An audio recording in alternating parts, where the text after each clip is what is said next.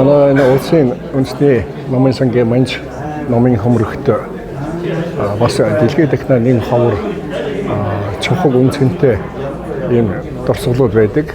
За жишээлбэл энд би нэг номыг онцлоод дурдъя. За энэ бол Чингис үед Тэнгэрийн тэтгэсэн хааны үед 1741 онд хааны зарилгаар бүтээсэн үйлдвэрсэн дусал бэнтгийн үсгийн бичгийн гэдэг ийм ном байна.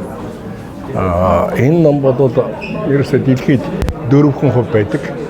За Парисын номын сан болон Мөгдөнгийн төмөр замын номын сан, за Бээжингийн Парето гэдэг энэ ингээд манай Улаанбаатарын гişin ерөөсөө 4% байдаг.